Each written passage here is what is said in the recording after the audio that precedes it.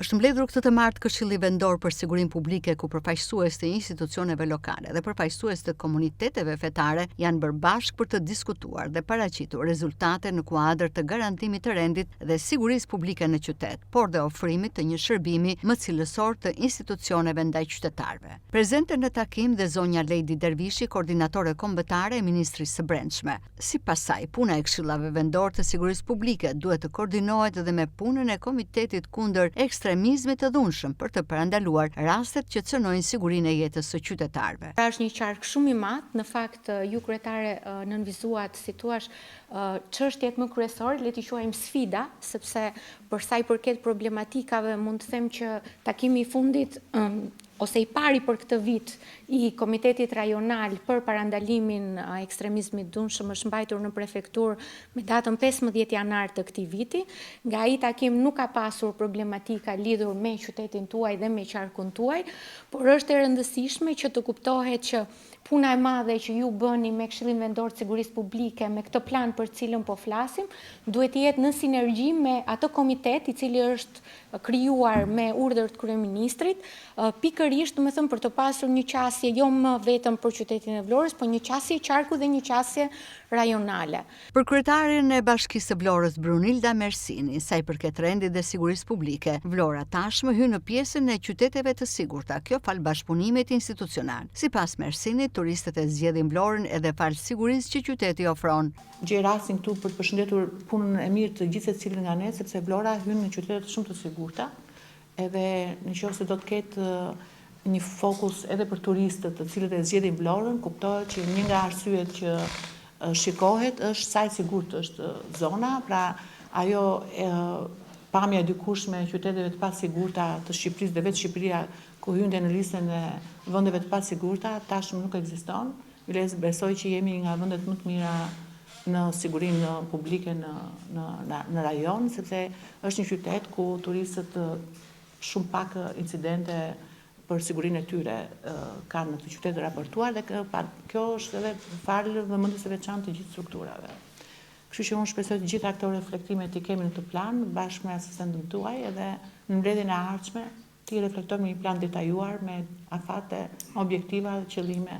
për çdo institucion dhe kuptohet që bashkia do të koordinojë gjithë. Kështu që faleminderit gjithëve. Në fjalën e tij Konstantin Prifti, Kishës Ortodokse të Vlorës, e vuri thekstin tek menaxhimi i fatkeqësive natyrore, duke treguar raste si përmbytja e 4 tetorit, ku sipas tij institucionet lokale nuk janë përgjigjur kërkesave të komuniteteve fetare. Ka shumë gjëra që duhen rregulluar. Ashtu siç përmendi ju kryetare, pastërtia në qytet, që shikojmë, ose problemet e përmbytjeve që edhe ne në kishim e përmbytur, edhe kemi bërë shumë deme, por fatkeqësisht bashkia nuk na ndihmoi për ato demet që u bën. Ju sishet kryetare në atë kohë, por nuk na dën shpërblim. Megjithatë këto janë gjëra që kisha i zgjidhur edhe vetë çka probleme, por do të themi që krijoi një imazh shumë keq kisha u përmbyt, edhe me shumë vonesë hoqën balta nga oborri, nga bashkia. Pastaj ne çon dokumentat demet që u bën, nuk u bë asgjë. Megjithatë kjo s'ka rëndësi në këtë takim, por do ta përmendem që se jemi edhe te siguria dhe te shembulli që jep bashkia dhe gjithë institucionet në pastërtinë e qytetit, në rregullin e qytetit. Shpëtim Hasan Alia, i zëvendës drejtor në Policinë e Vlorës, tregon se Policia e Shtetit është e hapur për bashkëpunim për çdo rast që ndihmon në garantimin e rendit dhe sigurisë publike. Që neve kemi në çdo sektor shërbimi të cilin mbulojnë të gjitha problematikat në këtë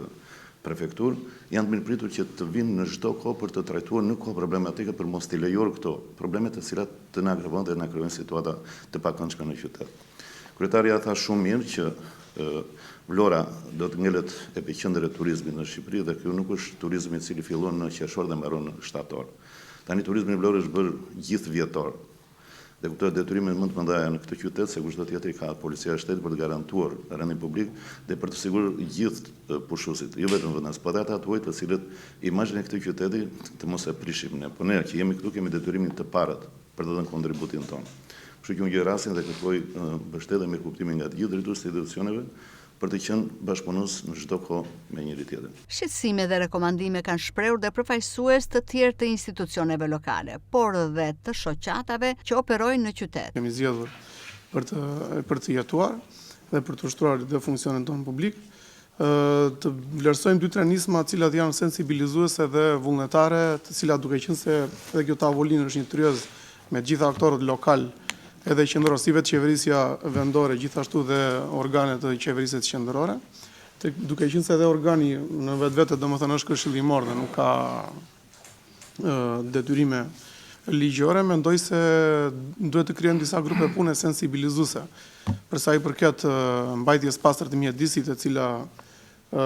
vihet re në gjithë veprimtarinë tonë ditore, që gjithë qytetarët domethënë nuk kanë një vëmendje të caktuar tek mbajtja e mjedisit pastër. Organet vendore bëjnë punën shumë korrekte dhe janë gjatë gjithë kohës domethënë të angazhuar. Po vret një